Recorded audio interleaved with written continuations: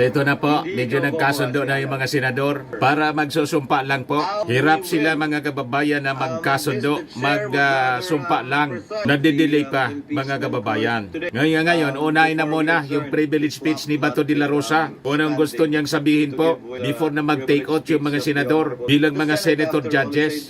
To certain limitations, of course. And we are free to agree or disagree. And if the matter cannot be settled, for it to be put to a vote. If there are no other members who wish to state their piece on the matter, Chair now recognizes Senator Bato de la Rosa. You may proceed, sir. President, Ito na siya. President, esteemed colleagues, ladies and gentlemen, imagine a house, Mr. President, an unfinished one that is still being built. Where do we begin? Of course, with solid foundations, a level ground, as well as an honest blueprint. Hindi pwede ang mga shortcut. Hindi pwedeng madaliin. Kung babaliwalain ng mga architects at mga engineers ang mga basic requirements, hindi magiging matibay ang itatayong bahay. Maaari itong magdulot ng panganib, hindi lamang sa mga maninirahan dito, kundi maging sa ibang mga kabahayan sa paligid nito. If any of us happen to discover that the house we were living in was structurally unsound, we would likely scramble to have it retrofitted. We would probably file cases in anger against developers. I doubt any of us would simply shrug our shoulders, saying, andito na tayo hayaan na lang. Now, imagine a house of representatives that built and filed the impeachment complaints against Vice President Sara Zimmerman Duterte. Trabahong inupuan sa simula. At noong papalapit na ang deadline, biglang naging bitter. Ganon pa rin ang issue ni Bato de la Mabilisang pinasa Rosa. sa atin at ngayon tayo naman ang pinipilit at minamadali. Pinapagalitan pa nga. That is your sworn duty. Tama na ang pamumulutika. This is undue delay. Sandali. Bakit kaya sa pagkakataon at pangyayaring ito, tila madali lang para sa atin ang sabihin, andito na tayo Andyan na nga Mr. President, the House of Representatives are of the belief that they have built Nonsense a po solid ang case privilege speech ni against Bato Vice de la Rosa. President Sara Walang Zimmerman kakwenta-kwenta. Duterte, them to file an impeachment case. But how sound are the foundations of this impeachment case filed against the Vice President? Kagaya po ng konstruksyon ng isang bahay, ang proseso ng impeachment ay kinakailangan na nakatungtong sa isang solidong pundasyon. Ibig sabihin, ang mga arkitekto, muno nito, Kaya nga, ay may 2 months tungkulin nilang inaral na tiyakin before niya na may trinasmit sa tatayuan Senado. ang kanilang Pagkatapos, mga inupuan ninyo ng 4 akusasyon. months. Ngunit, Napakalinaw. ang Pinaliwanag na impeachment ay kanina isang ni Atty. proseso Princess. na hindi Abante. nakasalalay lang sa mga arkitekto o mga instigador nito. Sa totoo lang, pinakamadali ang naging gampanin ng HOR sa proseso ng impeachment. Yun ay ang pagbubuo ng mga akusasyon, Mr. President, kahit sino po ay maaring magparatang kung kanino man. Sa bahagi naman po natin, ang pinakamahirap, ang paghusga, ang paggawad ng isang hatol na makatarungan at katanggap-tanggap. Anuman ang nakatuntong sa mahinang pundasyon ay laging may pagumuho. Di mas maganda nga, di-acquit Kung ang ninyo isang kung may na impeachment yung case kaso. ay minadali I-acquit ninyo si at Sara. masandig sa Mas mabuti. paghihiganti at pamumulitika Di ba pa? tulad Kung sa isang mahina, sabi mo strukturang mahina ang pundasyon itinayo sa ng impeachment gilid case. ng bangin. Bagamanin Pero o dapat obligasyon dumaan sa natin trial. sa Senado, Napakalinaw. convene bilang impeachment court. Responsibilidad din natin na maging mapanuri at critical sa impeachment Disuriin complaint mo na ipinasa during rito the presentation sa of ating evidence. bulwagan. Walang pumipigil As sa iyo. an usher in my 6th year in the Senate, my 39th year in public service, Mr. President, I can say I have gotten better at spotting irony. What we refuse to let happen to our houses, we seem to have allowed our House of Representatives to do in broad daylight, right under our noses, and at the expense of our institutions' esteemed reputation. With this, Mr. President, my dear colleagues, allow Anong me to reputasyon express mong sinasabi? my concerns Bato, wala pang surrounding trial, may the judgment ka na, constitutionally acquittal. unsound foundation Di ba? of the impeachment that the Senate is set to tackle. Article 11, Section 3, Paragraph 2, the 1987 Gusto nga ninyong Philippine i-dismiss na? Constitution Impact to provides dismissal, that walang hearing, walang a presentation of verified evidence, complaint walang or trial. impeachment may be filed Anong sinasabi by mong any member reputasyon? of the House of Representatives Sinira ninyo ang reputasyon ng Senado.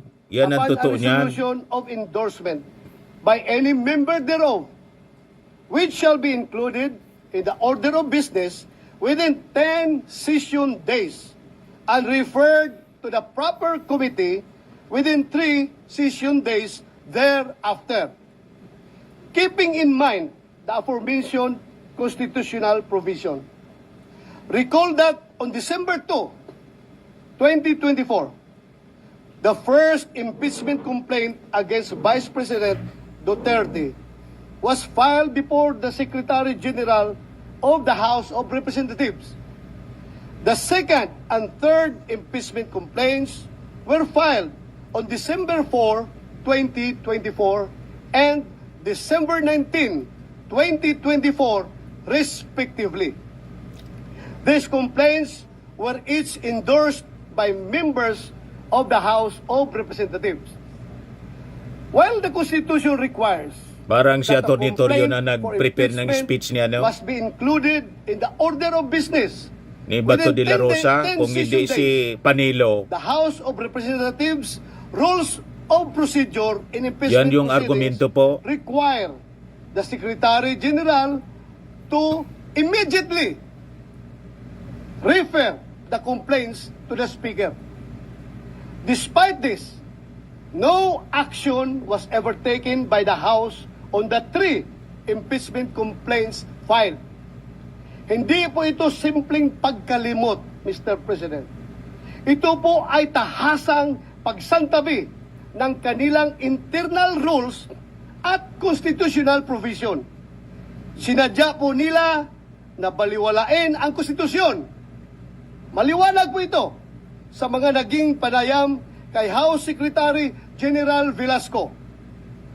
In media interviews, the Secretary General publicly disclosed that the members of the majority of the House of Representatives asked him to withhold the transmittal of the impeachment complaints to the Speaker. Siyempre, pinag-aralan pa. Their goal then was to give themselves time to decide whether or not O, di ba? to file Pinag-aralan pa. another impeachment complaint.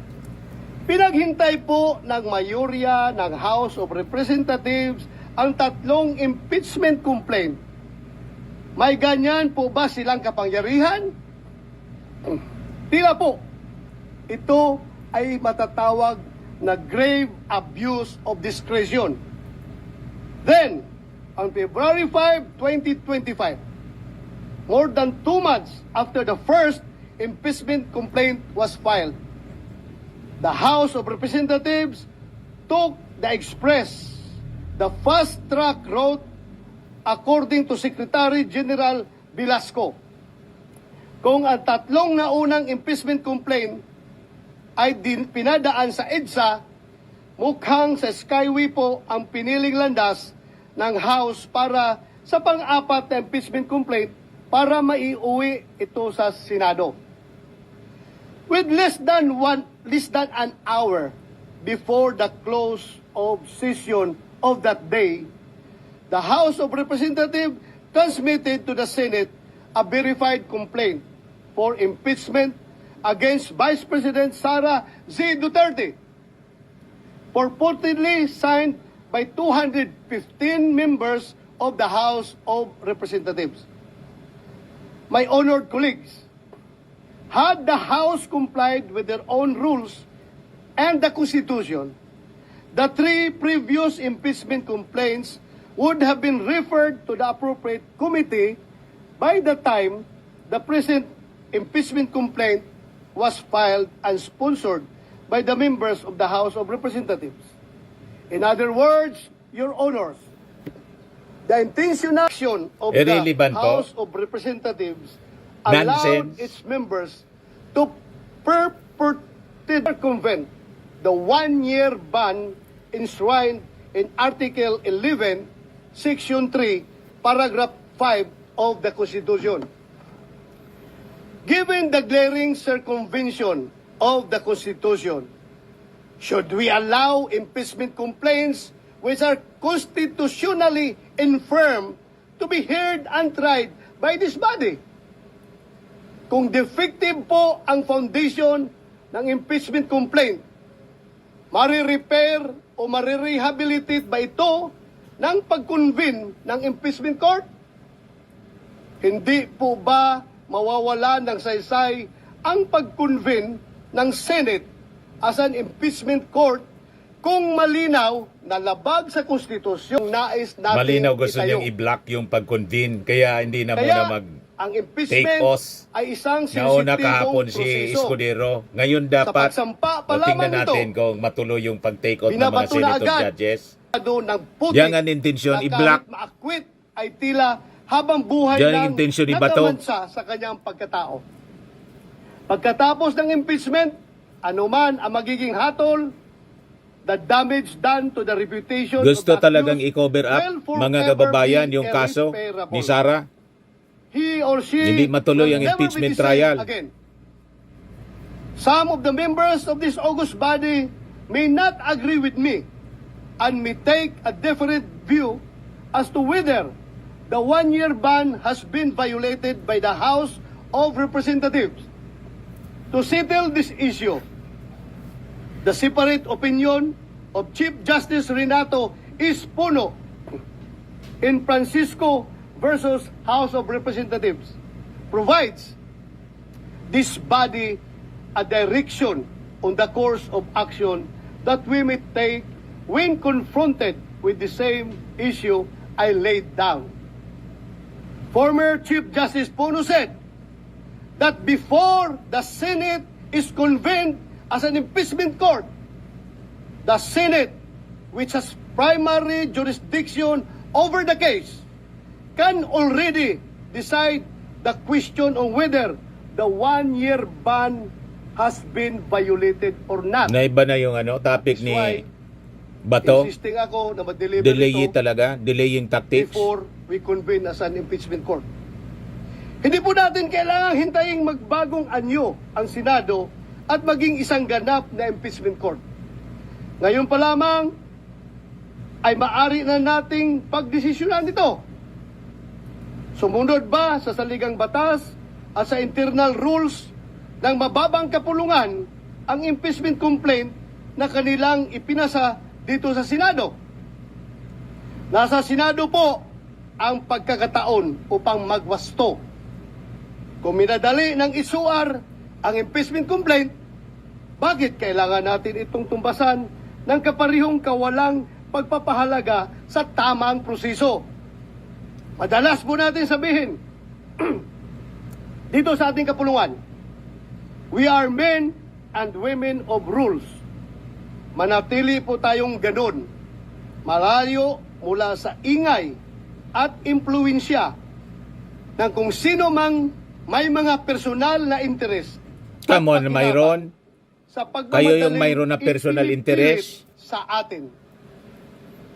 Baliktad Mr. lahat President, yung sinasabi ni Bato. The inaction of the representatives resulted not only in a possible violation of the Constitution, but in another justiciable controversy. It is worthy to note that its new Congress, empowered by a fresh electoral mandate in both the House of Representatives and the Senate, is not bound by the legislative actions of its predecessors. Hindi po natin maaring pilitin ang mga papalit sa atin sa future Congresses na ipagpatuloy ang anumang ating nasimulan. Sabi nga po ni President Chis Escudero kahapon, the Congress cannot pass an irrepealable law. Lahat ay pwedeng baguhin at galawin ng mga sumusunod na mahahalal sa Kongreso. Maari pong hindi sila gumalaw at hayaan lamang na nakatiwangwang ang anumang proceeding na sinisimulan ng mga nauna. When the fourth impeachment complaint was submitted, the 19th Congress was teetering on the brink of a long slumber. The Senate is now being urged to convene with only 2 session days. 20 days remaining before the 19th Congress closes. Hindi man po ako abogado, alam ko pong walang kaso, mapasibil, administrative o kriminal na dinidinig sa loob lamang ng isang buwan. Naghihingalo na po ang buhay ng 19th Congress. Bakit po natin ipipilit pa kung ang pintuan ng 20th Congress ay malapit nang magbukas? Malinaw naman po sa ating Rules of Procedure on Impeachment Trials, kailangang isumon ang person impeached para paharapin sa Senado. Kailangan din siyang bigyan ng 10 araw para mag-submit ng kanyang answer. 5 araw naman ang ibinibigay sa mga prosecutor para mag-file ng kanilang reply. Kaya po, kahit mag-convene ng impeachment court bukas, sumon mang sa pleadings ang kayang magawa ng 19th Congress. Sigurado na po tayo na ang trial kasama ang pagrepresenta ng ebidensya ay magaganap sa 20th Congress, kung saan bago na po ang komposisyon ng Senado at mababang kapuluan. Because of the change in members, questions are being raised on the jurisdiction of the 20th Congress to carry on with an impeachment trial commenced in the previous Congress.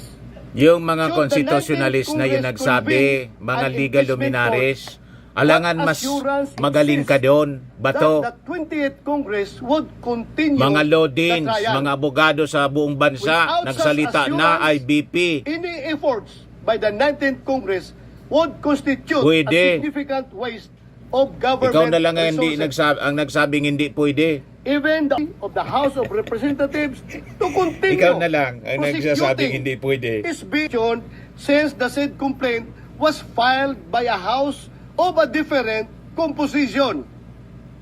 In fact, some of those who signed the complaint failed to secure a seat in Congress in the recently concluded elections. Mukhang kailangan po natin ng positive act from the 20th Congress House of Representatives na kanilang itutuloy ang impeachment complaint na ginawa ng 19th Congress House of Representatives. Mr. President, Gustong ipaulit constitutionally para given ma-justify power mga and kababayan mandate of the Senate na to try and the cases of Ma-delay impeachment is an immense para next year na. responsibility that must be exercised in Ba't good kami faith ba to? with intention to fulfill a solemn oath, not with haste, but with careful circumspection. Mindful Delaying of both tactics the political ang ginagawa and ninyo. legal nature of the exercise. Ang impeachment ay isang proseso na hindi lamang mag-aalis sa pwesto ng isang mataas na opisyal ng pamahalaan. Ito ay isang armas laban sa sinuman na hindi umaayon sa kagustuhan at mga interes ng mga kaaway sa politika.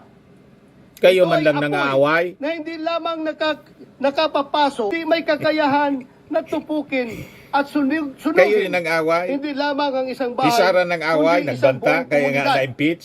Mapanganib ang impeachment sa kamay ng mga mapagsamantala. Inilalagay ang impeachment para protektahan ang taong bayan, hindi isakdal at hiyain ang kumakatawan sa kanila. Versus Senate of the Philippines, the Supreme Court declared impeachment described as the most formidable weapon in the arsenal of democracy was foreseen as creating divisions, partialities, and enmities, or highlighting pre-existing factions with the greatest danger that the decision will be regulated more by the comparative strength of parties than by the real demonstrations of innocence or guilt. The House of Representatives, in transmitting the articles of impeachment to the Senate at the last hour and after refusing to act for over 2 months on 3 previously filed complaints pending with the House Secretary General, has instead placed the Senate in a tight and impaired position where any decision, action, or inaction on its part will be put into question. An acquittal, conviction, or even the propriety of proceeding with trial will be hounded not only by legal or constitutional questions, but by accusations of extreme bias, partiality, and lack of sufficient deliberation. Lagi kong sinasabi, Mr. President, hindi ako abogado. Nevertheless, this cannot disqualify me from speaking against possible constitutional blunders. Hindi kailangan Nagsalita maging na yung engineer mga constitutionalist, para masabi ng legal isang tao luminaries, alangan na mas magaling ka sa unlivable kanila. At hindi ligtas high o building. Diba? Alam Mga nyo, Lodins, alam natin IBP, Integrated Bar of the kung Philippines. kailan matibay at pulido Diba? ang wa, katulad ng isang bahay na Mga bato. law schools. Alam din natin kung kailan hindi. When the floor starts to crack, when the walls begin to shift, and when leaks appear where there should be none, there and then, Mr. President, there and then, forthwith, we say, this was not built well. Gayon din sana sa impeachment case na ito. The cracks and holes have begun to show. Alam nating may mga tanong na hindi pa nasasagot.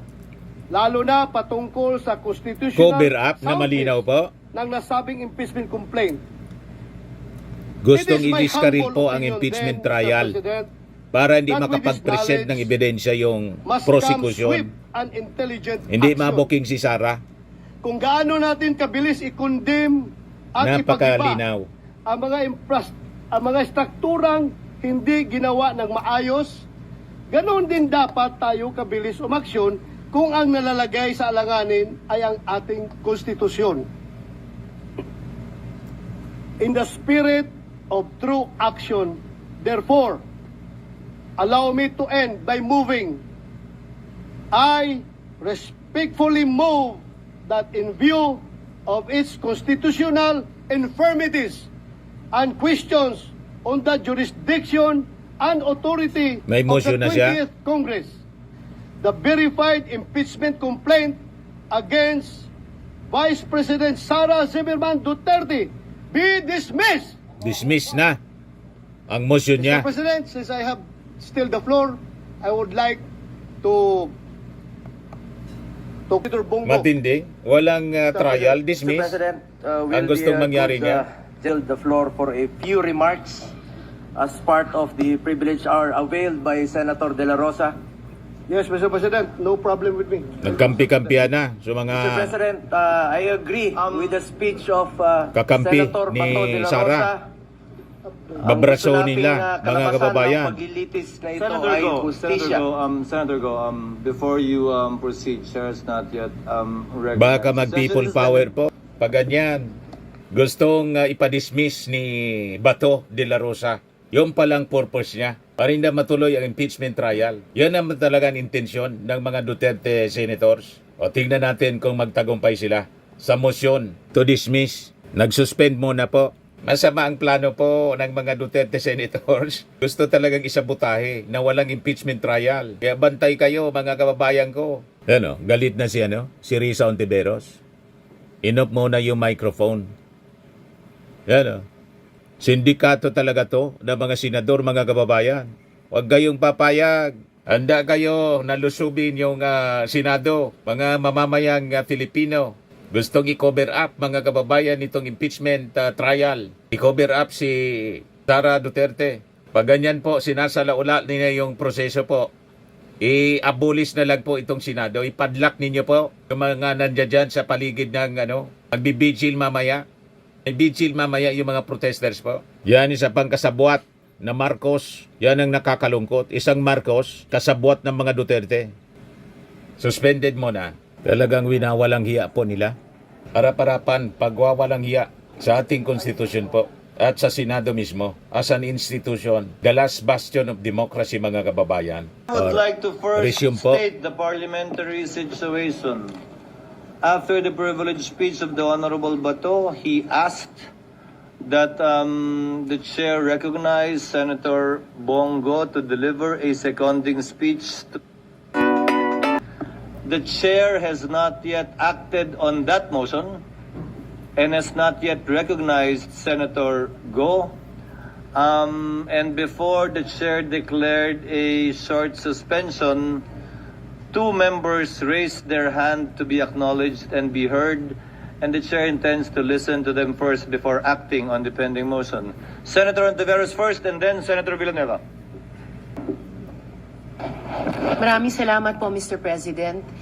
Immediately after the speech of the good gentleman from Davao, I move that any interpellation or any action, any seconding speech on the privileged speech be suspended momentarily after his speech to allow us to take our oath, which was the subject of the approved motion yesterday, and again, which was the subject of the approved motion yesterday, which is an offshoot of a question of privilege, which takes precedence over all motions. So I restate my motion, Mr. President, to momentarily suspend any action, whether interpellation or seconding speech, on the privileged speech of the good gentleman from Davao, para sa wakas bigyang daan yung inaprubahan nating motion kahapon na manumpa na po kaming I still have the floor. I have the floor, Mr. President. I have the floor, Mr. President. A point of Kaway na order, po. Mr. President. For taking Si of the Ali oath Marcos na. for the presiding officer, Mr. President. Nagsasabuatan na yan, mga kababayan, kung anong gagawin. Just to post for the dismissal po, impactong dismissal ng impeachment case. Yan nga ang kwampo nila, game plan. Sinuspend ulit po. Yan. Nagiging mainit na po. Resume. Point of order of Senator Marcos. Yes, thank you very much, Mr. President. And I'd just like to reiterate that I wasn't being rude, but simply recognizing the fact that the point of order takes precedence over all other motions. Also, that there is, in fact, a motion already pending on the floor, already acknowledged as well by our majority leader, which requires a vote. Duly noted, but the chair has not yet acted on the motion and there has been no objection as of yet. We will address the motion of Senator Bato, as the chair said earlier, after we hear from Senator Villanueva now. With all due respect, Senate President, the Deputy Minority Leader is proposing yet another motion on top of the pending motion. The chair That will is not allowed. The chair has not yet acted on that motion and will not yet so act on that motion. and we'll be making a ruling after we hear from all of those who raised their hands earlier. So, with the indulgence of Senator Marcos, can we hear from Senator Villanueva? Thank you very much. And then the chair will rule on the pending matters. Senator Vice recognized. Thank you very much, Mr. President, distinguished colleagues. Mr. President, if I hear it right, the movant made a motion to dismiss the impeachment complaint. If I heard it right, Mr. President. Mr. President, may I just Unconstitutional siya eh. place They on cannot record dismiss it. that this representation respectfully object to that motion. Mr. President, for Very good. various reasons, Mr. President, that this representation would like to raise on the floor, Mr. President. One, Mr. President, is that the Senate, as a legislative body, and at this point in time, we have not yet convened, Mr. President, as an impeachment court. And therefore, Mr. President, this representation believes that we have no constitutional authority Correct. as legislative body to dismiss an impeachment complaint. Let me quote the Constitution under Article 11, Section 3, numbers 87. Wala yun. Mga kababayan, poder nila to hear, to try, then acquit or convict. Impeachment after the House representatives has transmitted a valid articles of impeachment.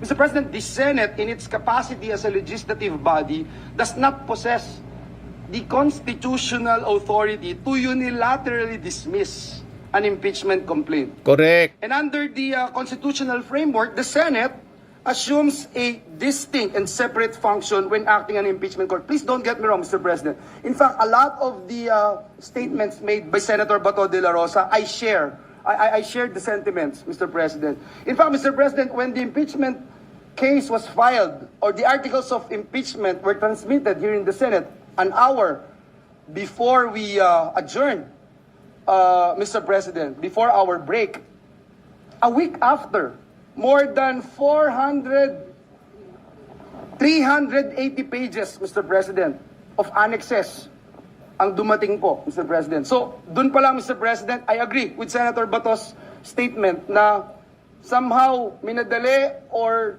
tignan natin. But again, Mr. President, my only concern here is that we have not yet convened as an impeachment court.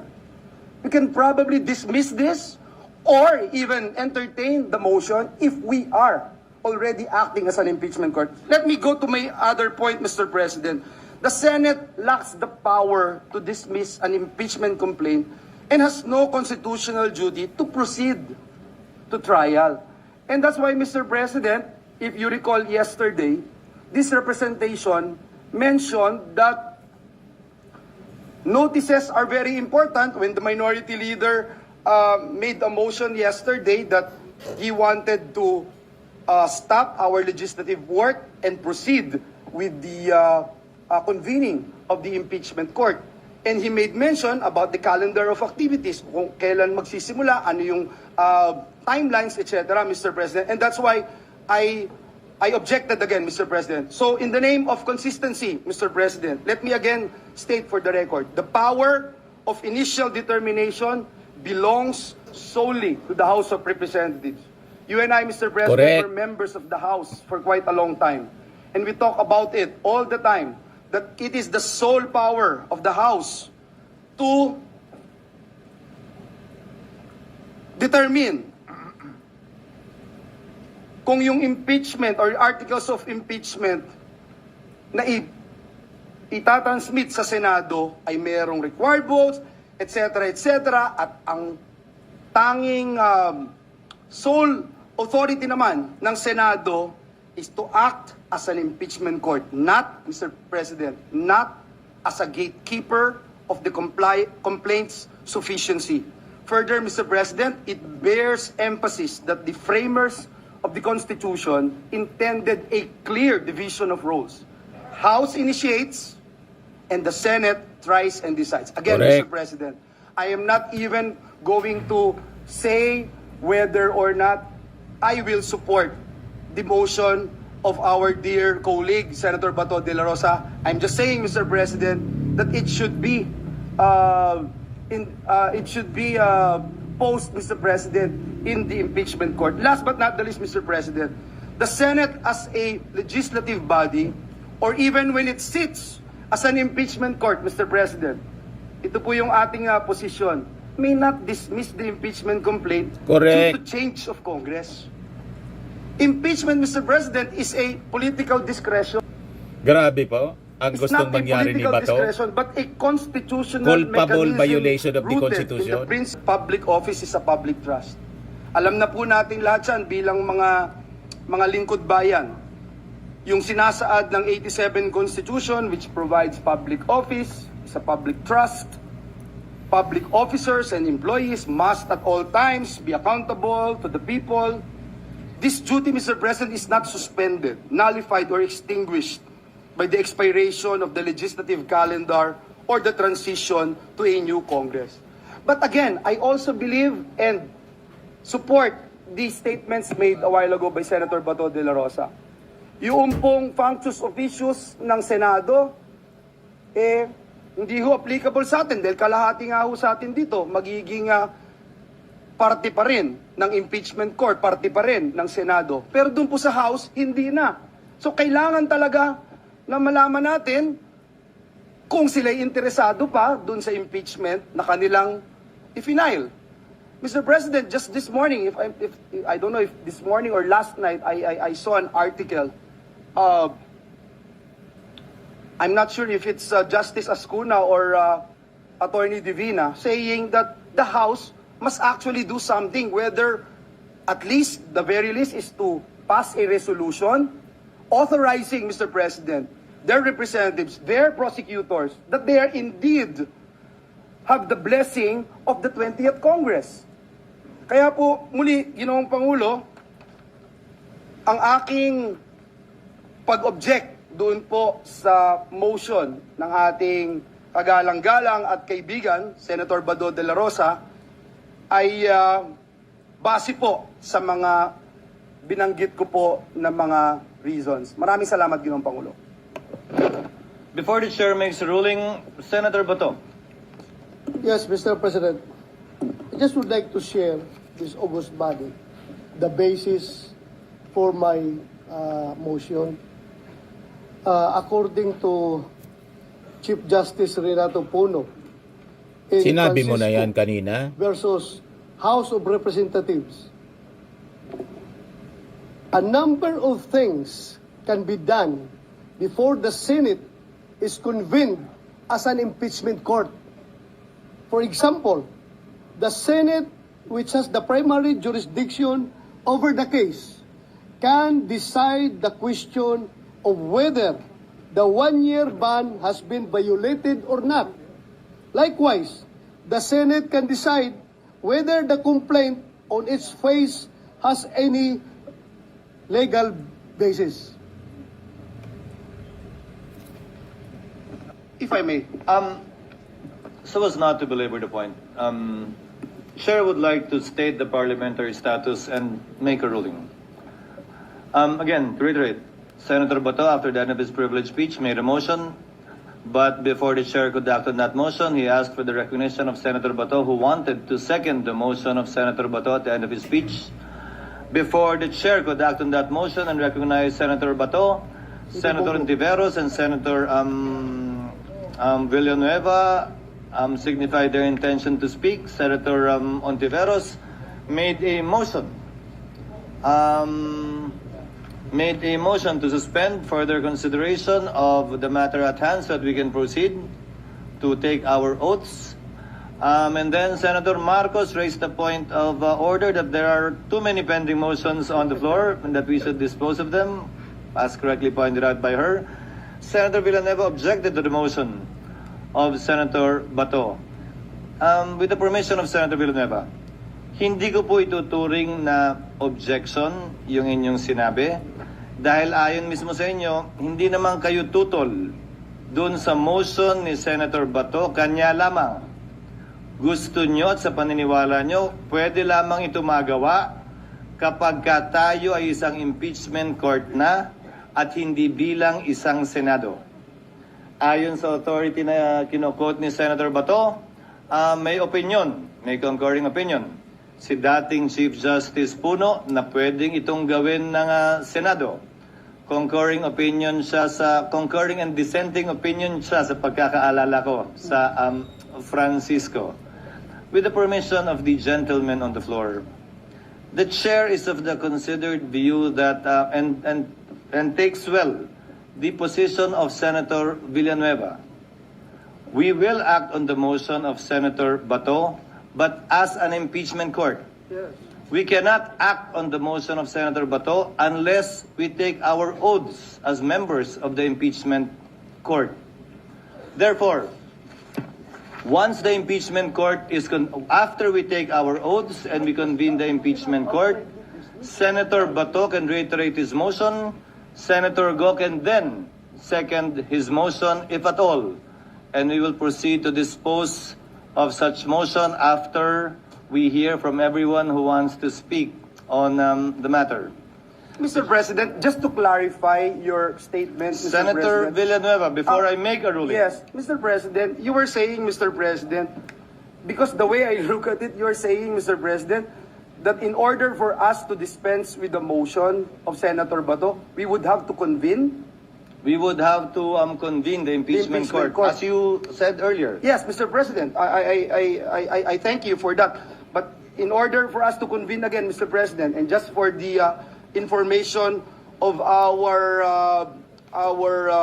law students and those who wanted to learn from these proceedings, Mr. President, this representation made a statement yesterday that we cannot proceed with the convening of an impeachment court unless we issue notices, Mr. President. And I made mention about it because the minority leader's motion yesterday was to convene and at the same time talk about the calendar of activities, Mr. President.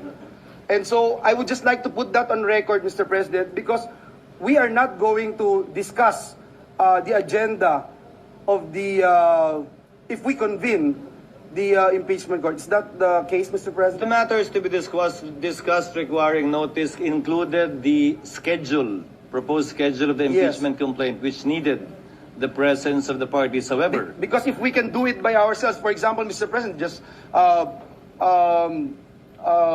approving our rules on impeachment, However- issuing summons, we don't need to issue notices. Is that correct, Mr. President? However, there are certain matters that the court can do motu proprio, Yes. and it would perhaps include these matters, which is up for the consideration of the court once we convene. So again, Mr. President, thank you. Senator Bato is recognized. Thank you, Mr. President. I just would like to counter the statement of Ito naman po yung bago naming product na binibenta online. iGlow Serum Whitening po siya. Tingnan ninyo yung epekto sa aking anak na architect before and now. Yung mga inquiries po ninyo, dumiretso na lang kayo sa kanyang Facebook account, Riz Maravillas.